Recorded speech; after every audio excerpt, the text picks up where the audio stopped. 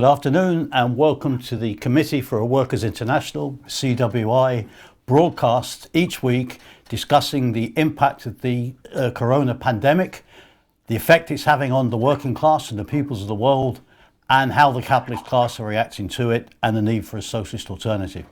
As always, you can visit our website at socialistworld.net, where you'll find our most recent analysis of a document that was produced only a couple of days ago, New Era of Capitalist Turmoil and Social Upheaval, the need for a socialist alternative.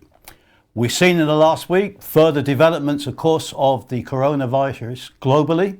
We've seen the increased tensions and clashes between US imperialism and China, the outpouring of a nationalistic campaign by Donald Trump, who's now in the course of preparing for the November presidential elections, has simply dismissed Joe Biden, the likely Democratic nominee, as being dubbed Beijing Biden, is what Trump has done as a means of whipping up nationalist tensions. We've also seen a response by the Chinese regime. But today we're going to come back to Europe to see some of the impacts of this crisis on the EU in general, and in particular, its effects on Germany. Germany, of course, has been described as the powerhouse of the European economy. And today we're very privileged to have with us two comrades from Germany, Angelika Teweleit and Tom Hoffmann, both from Berlin, leading members of the socialist organisation Solidarity, SOL. So perhaps, Angelika, we could begin with you. Now, we've heard in Britain, especially, and probably in other countries, that everything in Germany is wonderful, that the powerhouse of the European economy under the leadership of Merkel has adopted a completely different policy to the lunacy of Johnson, and we have a very stable situation. Now, maybe, Angelika, you could outline exactly what the reality of the situation is there. What is the situation, for example, in the economy, the death rates? What's the position in the German health service? Because we're hearing here it's like a paradise compared to the position that exists in the UK. So maybe, Angelika, we could begin the discussion with you outlining what is the reality of the situation in Germany at the present time. Hi, Tony. Thanks for having us. Well, to your question, I think that actually nobody in Germany would say right now that we have a paradise. Of course, Germany and the working class in Germany is very much also hit by this crisis, which is both the health crisis due to the coronavirus, but also which is now becoming every day more and more obvious, the economic crisis that is just in front of us. So in terms of the pandemic, as of yesterday, the official figures in Germany were that about 175,000 people were infected, and about 8,000 were dying due to the coronavirus. So in comparison with other countries, of course, this is a much better position. So far we have come out of this pandemic in a better situation, and this is a positive thing, of course. But we also have to be aware that it's not clear how this will continue. And there are also still hotspots developing, like in meat factories, where the conditions are really bad for the workforce. There are migrant workers, mainly from Romania, who are also sleeping in dormitories, where, of course, the infection can spread very fast. I think about 10% of the workforce in meat factories have been infected, and there are other hotspots developing as well. But still, the situation, of course, has been better so far, and many are asking, why is this the case? And I think there are different factors for this in Germany. First of all, the person who is responsible for health issues by the SPD, the Social Democratic Party, he said, well, we have been lucky because the virus has spread later in Germany than it has, for example, in Italy. So there was more time to prepare for it and to get hospitals ready. Also, in comparison with Britain, I think the more far-sighted strategists of bourgeois policies probably have had their say by saying, well, we have to react, we have to do something, and that they were quicker to do a lockdown, and that was an important factor. But I think there are other important factors which are actually down to struggles of the last years and decades of workers. Because if you look at a comparison with the USA, of course, everybody here, almost everybody, has a health insurance. That is an important issue. And also, there have been strikes in the decades ago, like in the 1950s and again in the 1990s, to have a continuation of pay when you're sick. In the first 6 weeks of sickness, you get 100% of wages normally. And so many workers have not had the problem to think, well, if I'm staying at home when I feel sick, then I have less money. So I think that are factors that are also coming into it. But if we look at the health system in Germany itself, I think it would be a complete illusion to think that the health system is in a fit state. And all the workforce who are working there, the nurses and the cleaners, the kitchen staff and so on, they would say this is not the case, because in fact, the health system in Germany over the last 2 or maybe 3 decades has been run down by the government. And this was especially due to the introduction of a certain financing scheme of hospitals, which means that hospitals have to be run by profit. So they get paid for each case, and some cases are more profitable, and some cases are not that profitable. And they are also forced to save costs. And most managements of hospitals, how do you save costs? By saving in the cost for staff. So they have done loads of job cuts in the hospitals. And therefore, in the last few years in Germany, we've actually seen a number of protests and struggles and strikes by nurses, but also cleaners, to improve the situation, to get more staff into the wards, and to have profits driven out of the hospitals. So because of those protests, actually, it could be the original plans to even shut down more hospitals. They were cut across, I think, by these protests. And that was also sort of a good thing when we came into this crisis, but it's by no means enough. And the health minister has actually announced that the minimum staff, which was agreed to have on wards, has been nullified for the pandemic crisis. So they can,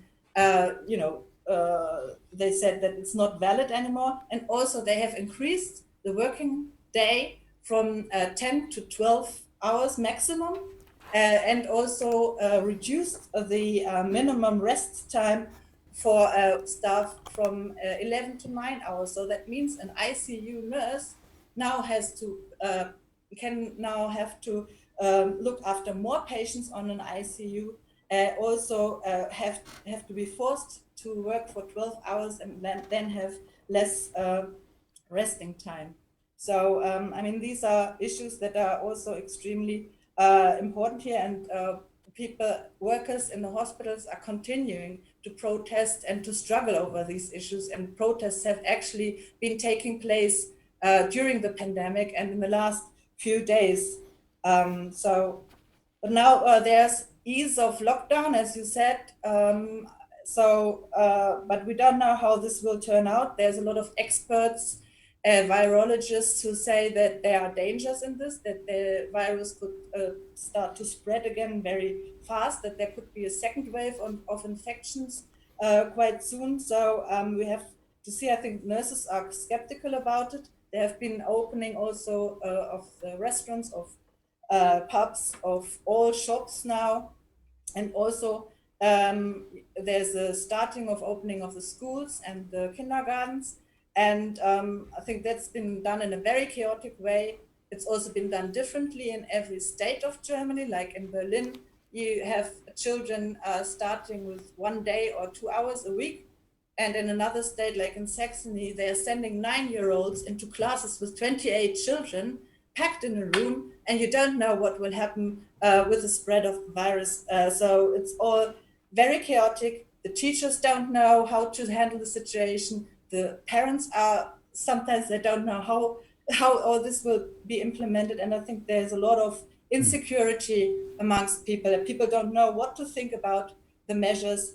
Last week there was a majority in favor of easing the lockdown. This week it's 56% against easing of the lockdown, because I think the worries have increased again. So what we as Sol, as a socialist organization, are saying is that all measures regarding the pandemic, closing down or lifting, how the lifting should be done, all this has to be controlled and decided democratically in the interest of the majority of the people. That means, in our view, it has to be done by accountable representatives of trade unions, of workers, and with medical advice by experts. That's very interesting, Angelika, because for what we've seen, they've reintroduced the profit motive into the health service in Germany. You have an extended working week, now up to 12 hours. And then it's very interesting what you're saying in relation to the opening up the schools, which is triggering big issues and struggles in a number of countries at this stage. Now, we saw the lockdowns being lifted during the Angelika's comments. We saw some footage there of photos of protests that had taken place on May Day and on May the 12th. But we've also seen internationally that the governments, when the crisis first broke, were able to rally a little bit of support. Now, that has fallen away dramatically here in the case of Britain with Johnson. It's fallen away dramatically in the States with Trump. But maybe you could comment, what has been the position in Germany in relation to the Merkel government? Has her situation been strengthened? What's the standing of the coalition there at this stage? Yes, at the beginning of the pandemic, definitely there was a certain strengthening of the government. I mean, in comparison, like before the crisis of the pandemic, there was no majority in opinion polls for this government, the coalition government of the CDU, CSU, and the SPD. But now they have gained a majority in opinion polls. Mainly, this increase in the opinion polls was in favor of the Conservative Party of Angela Merkel's party. They are now, in comparison to the beginning of the year, where they were standing at 27%, now at 39%. But I think that's not really anything that is stable, because the underlying situation of the government has been unstable, and also within both parties, and also inside the parties in the opposition. I mean, all parties, there have been a lot of divisions inside. And also for the Conservative Party, last year the struggle was there inside the Conservative Party, who will be the successor of Angela Merkel, who cannot stand again as a chancellor. This struggle has not been concluded. It's a power struggle, and the elections are scheduled for next year.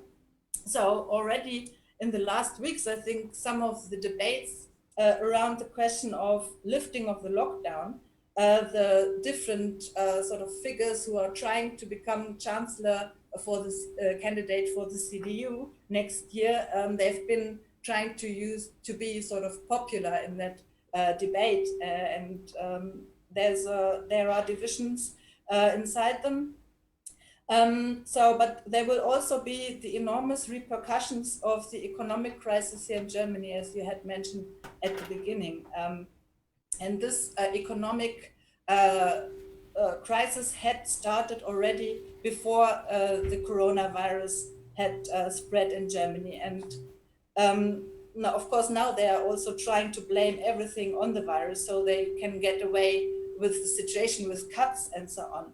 But the situation of the economy in Germany now is that the GDP in the second quarter is expected to shrink by 14%, and for the year 2020 overall by 6.3%. So, but everybody knows all prognosis on on the economic figures are totally vague. But it's clear that this will mean huge attacks on jobs and living standards for the working class. And this is despite the huge amount that's been now decided upon by Parliament of 1.2 billion euros put into the saving of the economy. But it's clear that at some stage there will be the question who's paying for this. And I think it's clear that they want the working class to pay the bill for this in Germany, like in any other country. And probably they will try and wait a bit until the elections next year. But it will be a huge bill. And Finance Minister Scholz, he's a member of the SPD, he's announced yesterday or that a few days ago that there will be 100 billion euros less in taxes coming in for the government. So this question of how the budget deficit is going to be fixed will be on the agenda, and all of this will be an issue of debate and also, of course, of struggles. Well, you mentioned there the coalition government and the participation of the SPD, the Social Democratic Party, in the government. Now, what is the position that's being put forward and advocated by the SPD? And before this crisis hit, the SPD was in a downward spiral and plunged to historic low levels of support. What is the position with the SPD today? Well, the SPD had a bit of an upturn during the pandemic, also a few percentage points more in the opinion polls. But yeah, that's from a very low basis of 14% that they had at the beginning of the year, up to maybe 17, 18%. Now they are going down again. I think the latest poll said 16%. There have been a lot of attempts to really resurrect the SPD. And I think they keep on failing to do that. What they had last year was a contest on the leadership of the SPD, where it was there were different candidates, and the more leftish candidates actually won this contest. But actually, we have to say that these new chairmen, and it's two people, it's one woman and one man, they're not even known by most of the people, and they're very pale. And it has not meant that the SPD as such has changed their policies towards a more left program.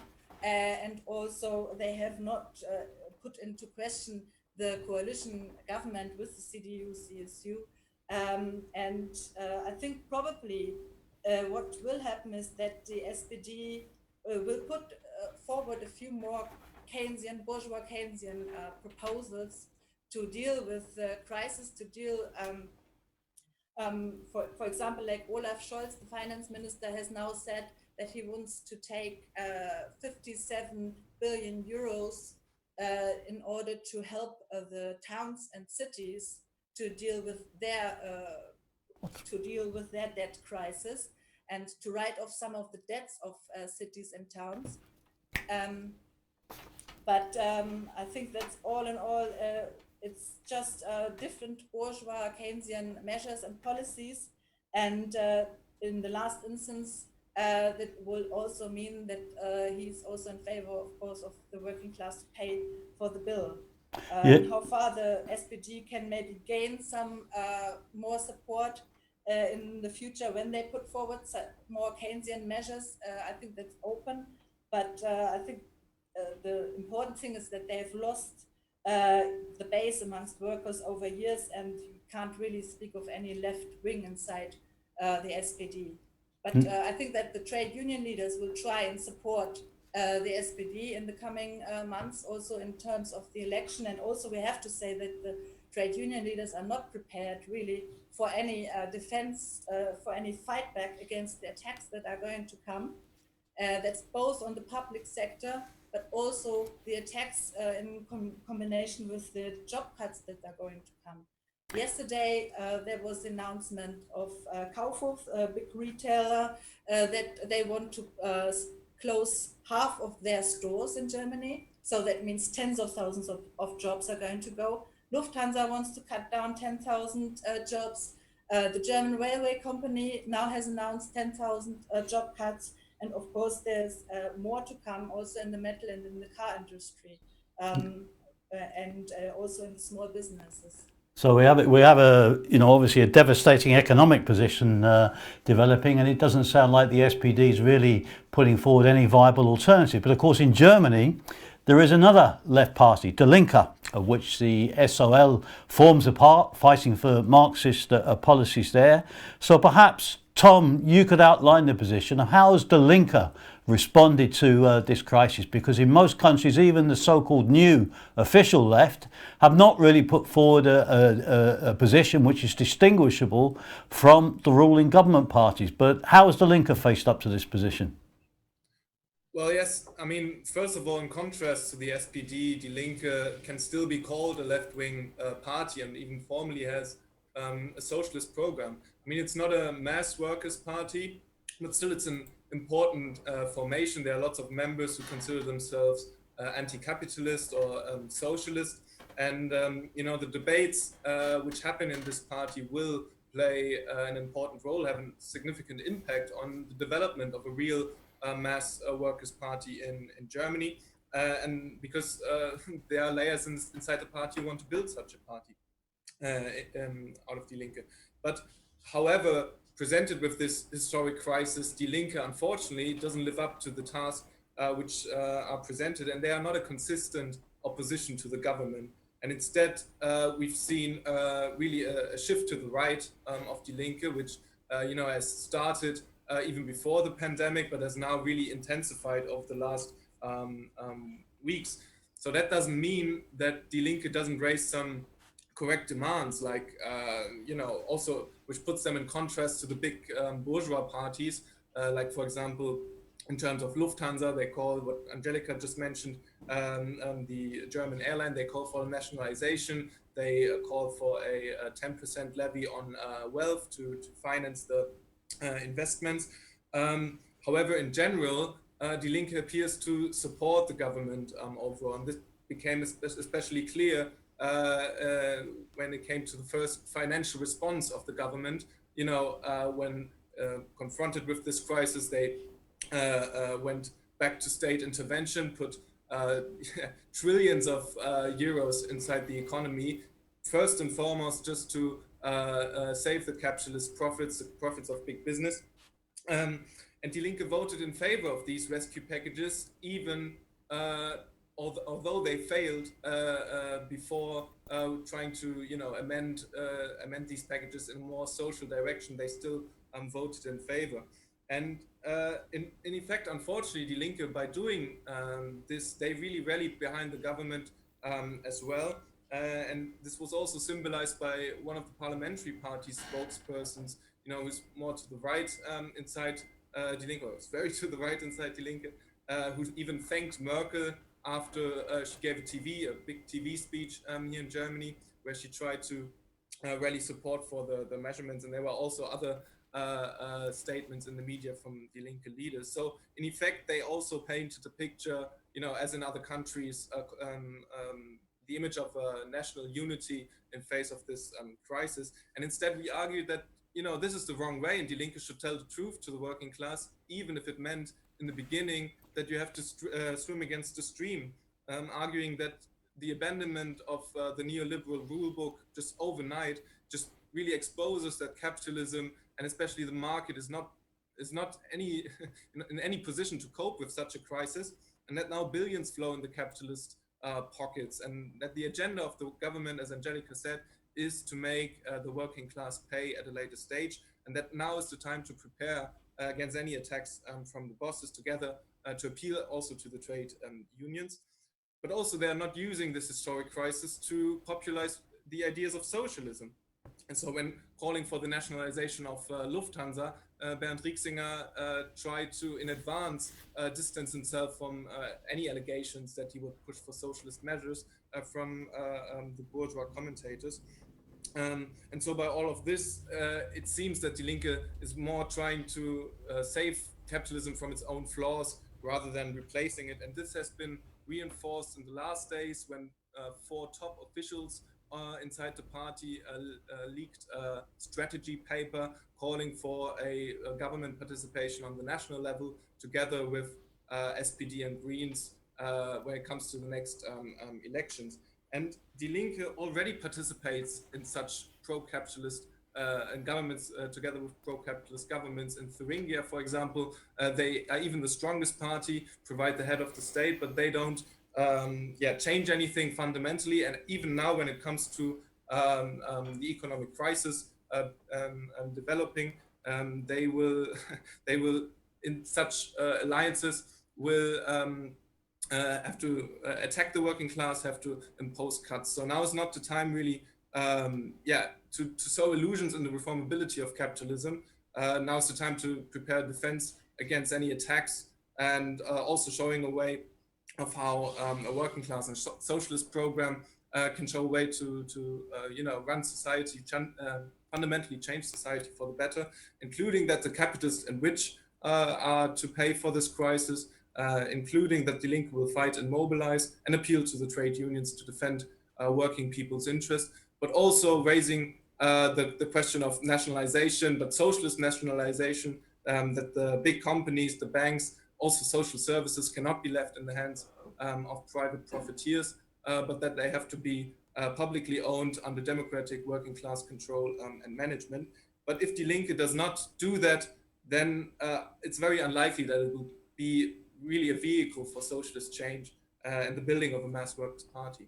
So, well, that's clear then that Die Linke is not really putting a viable alternative to working class people in Germany at this stage. And we saw there, of course, as Tom was explaining, that some video footage of the protests that have taken place in Germany, organised through Die Linke, and the SOL participating in them, and I think also an interview with an SPD government minister or one of the leaders of the SPD at any rate. Now, throughout Europe and indeed throughout the world, we've seen the ruling classes use this pandemic as a means of introducing quite authoritarian, repressive steps against working people, which can be used against the trade unions and used against socialists in the future. Now, how has that been reflected in Germany? Indeed, has it been reflected in Germany, Tom?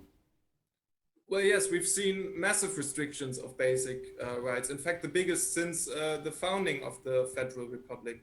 And I mean, when all this began, we as Sol argued that we welcome every measure which actually effectively contains the spread of the virus and saves the health and lives of the population. But this was not the approach from the government.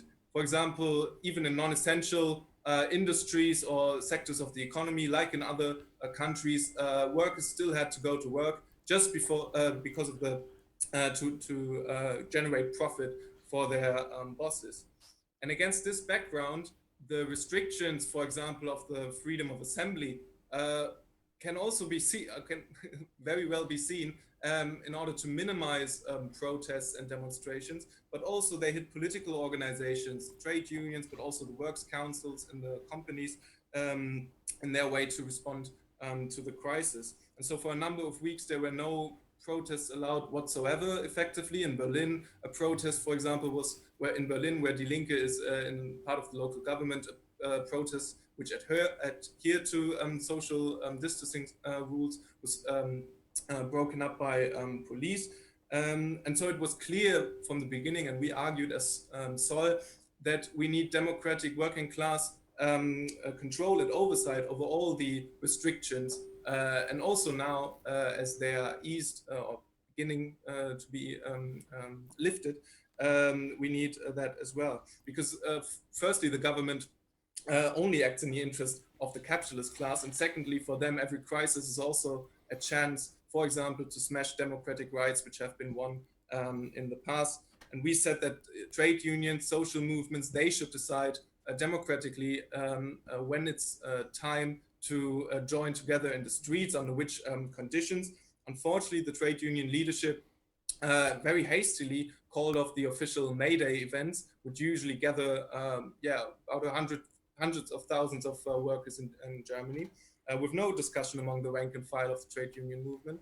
However, we, alongside other left trade unionists, left groups, have organized small protests which showed that it's possible to organize and to stage protests.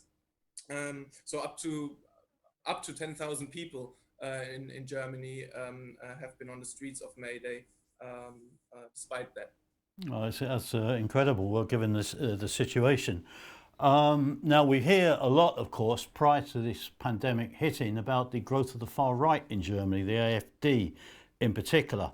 There's been reports, of course, of protests against the lockdown, which did take place. I think there were 10,000 rallied in Stuttgart. What, Tom, is the situation with the AfD and the far right? Have they been able to capitalise on this situation?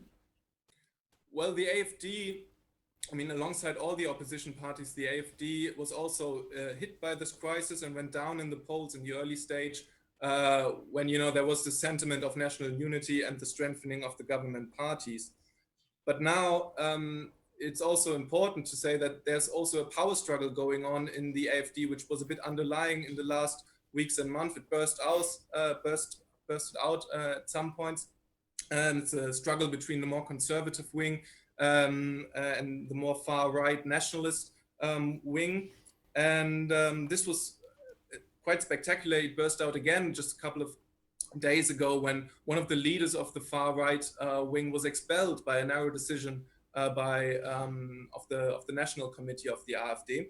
And this will have quite big repercussions in the next weeks and in the next days and weeks, as it seems that an open faction fight is underway in the AfD between the both wings. You have the conservative or more conservative wing who wants to participate in government with the CDU or get party ready for that, and the far right feels that such an approach would make them lose support. So it's in the short term likely that this faction fight will cost them in the opinion polls, but what will happen in the future is not clear, and also in terms of a possible split that remains open. But now, as you've mentioned, there are quite substantial demonstrations taking place, the biggest in Stuttgart with 10,000 people, also in Munich, Berlin, other cities, and among them are conspiracy theorists, anti-vaxxers, I think it's called, but also right-wing and fascist groups and hooligans, and especially conspiracy theories have really exploded over the last weeks on social media as well. And this represents a serious danger for the left and the trade union movement in general, as these conspiracy theorists, right-wing groups, they are promoting nationalist conclusions, that it's all down to foreign forces and they are blurring the class lines really. But part of the reason that these protests can get so big now and such media attention is also because there's no really a working class left pole of opposition right now, due to the falling in line of the trade union leaders and the left leaders. And this is really dangerous because just before the coronavirus, we had the racist murders in Hanau. We had for years fascists killing and were allowed to murder with state entanglement, for example, the Nationalist Socialist Underground terror group. And on top of that, for years, there's scandals about groups in the police, the army, right-wing networks organizing, of fascists hoarding weapons, drawing up lists of political opponents. So this danger really exists. And this crisis will obviously continue. It will deepen the class polarization in Germany to levels we have not witnessed for decades. And if there's no lead from the trade union movement or Delink to fight for the interests of the working class, then this gives room, obviously, for the far right to advance. However, there is potential to fight back, especially among youth. There's potential to take a stand against the rise of the far right, but also on other issues like, for example, climate change. We saw the movement last year, which really politicized a big layer of youth. And they will also be affected now by the economic crisis and the consequences. So what's needed now is a really united working class struggle, which overcomes the separatism along the lines of ethnicity or gender or others, and struggle and mass organizations of the working class, which together with a program, a socialist program to fundamentally change society, can push aside racism and the far right. No, well, that's obviously from what you've outlined there, Tom and Angelika, Germany, like all other countries, really, is being plunged into its deepest crisis since the 1930s. But Germany is particularly important as the powerhouse economically of the European Union. And we've seen all sorts of rifts and splits open up within the European Union, particularly in relation to how they dealt with Italy and Spain at the beginning of this crisis. It's aggravated all sorts of tensions. And of course, there's a split opened up over the question of how the crisis should be paid for, with Italy and Spain demanding the introduction of corona bonds to try and spread out the costs of covering the crisis more evenly. Now, Angelika, how do you see these tensions within the EU developing in general, but particularly how are they being reflected in Germany itself at this stage? Well, I think the tensions obviously will increase immensely now in the middle of this huge crisis that is taking place. And I think that's got a new quality and it's going to be very fast. And also, I think that's quite a logical development because of how capitalism works. I mean, the EU was an attempt always to build an economic bloc against the US and against China. And at the same time, within the EU, you have the different capitalist classes of each country, and they are competing with each other. So in the last crisis, I think German government was able to use the issue of credits to other poorer countries like Greece, especially, in order to put demands on them and to use it for the interest of German capitalist companies. And I think they will continue, try and continue that sort of thing, but also because of the huge debts that are mounting up now, I think that the question of, as you say, who's going to pay them, who's going to pay for all this quantitative easing for credits and so on, for bonds. And I think Germany will try and limit their share. And I think that the whole of the EU will put into a big crisis. I mean, there was the German court ruling last week, which was interesting because it was dealing with the question of bonds that had been agreed in 2015 over 2 trillion. I think I mixed up billion before, but it was 2 trillion euros.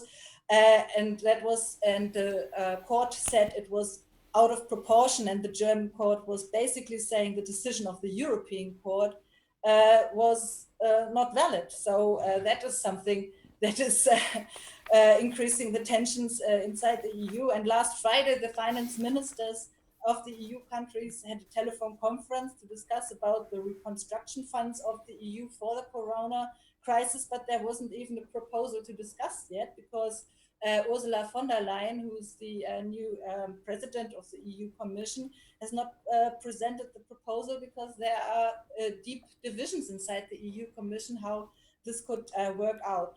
So what debate, how can this debate impact here? I think during the last crisis already that had a big impact, of course, the whole issue, and it was used, the question of the EU and the credits was used to whip up nationalist feelings. It was like, well, we have to pay for the Greeks because they weren't able to deal with the crisis and so on. And I think these dangers are up again, that it will be used, especially by right-wing populists, but also partially by other right-wing bourgeois politicians to whip up nationalist feelings. And I think the whole question of the EU, the debate about that will play an important role, and it's important how the left and socialists are answering this. And the answers can't be just to defend the EU as such.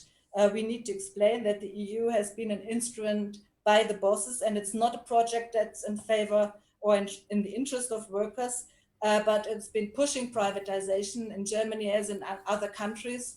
And we need to make clear that there's no common interests between the workers and the bosses in each national state either. I think the issue of internationalism will become extremely important now, because the capitalists in all countries will use these nationalist feelings also in order to just deflect from the failure of their own policies. And they will also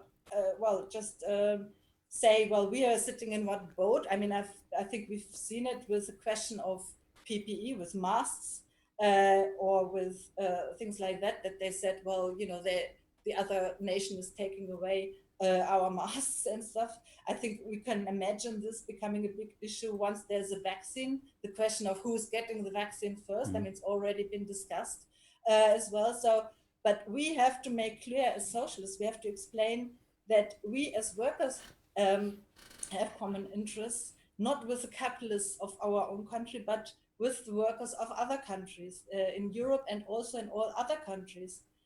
Even if the situation is not exactly the same in each country, ultimately we as workers face the same problems, and that is that capitalism as a system cannot provide security. It cannot provide sufficient health systems anywhere. It cannot provide decent living standards for all, and it cannot save the planet.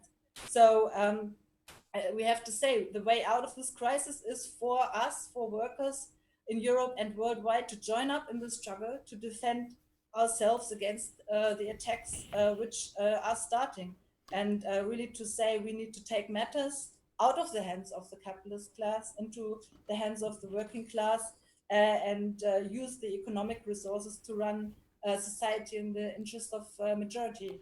Definitely. So, I mean, it really points to the fact there is a big question mark over the very survival of the Eurozone and indeed possibly the EU as this crisis unfolds. So, you painted a picture of growing polarization, of growing tensions within German society, reaching possibly an explosive pitch. Tom, how do you see, very briefly, what are the prospects of future class struggles developing in the course of the next few months and the coming period? And what's the prospect of winning support for socialist ideas? And has the SOL been able to intervene effectively in the course of this crisis in Germany? Well, of course, we're just at the beginning of this crisis, but still the speed of events is really breathtaking. But as this crisis, it's an historic crisis, and as it will develop, the class contradictions will increase. And so the realization of the economic dimension of this crisis has really just started to spread in the population here. And the class struggle still has already intensified, although from above. I mean, even before the coronavirus, there were almost weekly announcements that jobs were cut in almost all sectors of the economy, and this has intensified. Of course, such a crisis and such attacks, especially if there's not a lead from the trade union and left movement, then of course can also have a stunning effect on the working class. But struggles will erupt sooner or later, and mass movements will erupt sooner or later. And even now, we already see some important smaller strikes happening. For example, in Bavaria, workers at Voith engineering plant are struggling to defend their jobs. Importantly, a strike of over 200 mainly migrant workers as they are harvest workers near the city of Bonn have came out in strike because they have to work and live in terrible conditions. They are risking in the dormitories COVID-19 infections. They're only getting 100 or 200 euros a month. And our comrades, for example, went there over the few days and have intervened and supported their protests. And these examples are really important as they give a glimpse of the future. But what's undisputed is the political dimension of this crisis and how it already has affected consciousness. For example, all these so-called essential workers like nurses or cashiers in supermarket workers and so on. They have experienced that, they keep society running together with other workers. So on the other hand, the massive state intervention, which is now happening, really unavoidably started a discussion about the role of the state in the economy, but also how society in general should be organized. And among important players, there will be a drive to organize in defense of their interests. We see this already beginning in the health sector on the basis of protests over the last years. And as Sol, we obviously try to support these protests and organizing of workers. Our response to the crisis initially was to, first of all, formulate a program, a socialist program responding to the crisis and its consequences. And under the lockdown conditions, with no protests allowed, we printed it on big posters and leaflets, trying to distribute it in our communities in the local areas. We also increased the number of articles on our website, the content on social media, trying to publicize our ideas. And together with other left activists, we have now produced a book on this pandemic and the consequences, with also contributions from other CWI members internationally. I said it before that on May Day, we, together with other people in the trade unions and left groups, organized protests on this date. And now with the easing of the restrictions, obviously there will be more room for street work, for more protests, also stalls, and we will definitely do that. But most importantly, we will continue to fight in the trade unions that they take a combative stance in this crisis. We will support strikes and struggles from workers and youth and argue for a program that can really effectively defend their interests. But also we will, in Delink and the trade unions, argue that it's necessary to have a political representation of workers, and that this is urgent to build a mass workers party. We know that we are still a relatively small force in Germany as Sol, but we are highly optimistic of the future and the possibilities to grow which come with it. We are confident to build a revolutionary Marxist organization together with our comrades in the CWI. And to build an organization that can deliver perspectives, methods, and program for the working class to fundamentally change society and replace the system, this chaotic system of capitalism, with a genuine democratic socialist society. So we have an optimistic perspective, if a very polarised perspective, from what is going to open up in German society. And while the Sol may be a small organisation, or relatively small as Tom indicated, it is a growing organisation. And we'd just like to conclude this weekly broadcast. We've heard of the explosive developments that are now unfolding in Germany, to appeal to any of our viewers who are not members to join with us in the CWI, the Committee for a Workers' International, to fight for a real, genuine world socialist alternative to the horrors and the barbarism that capitalism is revealing itself to mean at this particular stage. And if you'd like more analysis and news, then go to our website, socialistworld.net. You can follow us on Twitter at CWI Socialist. You can like our page on Facebook, Socialist World-CWI. And of course, you can follow us on Instagram at Socialist World. So we can all come back hopefully next week for further interviews. If you want to watch our YouTube channel, you can go to CWI Media. And we'd like to conclude this interview once again with an appeal for all workers and young people. Stay safe, keep struggling, and join us in our ranks for a world socialist alternative.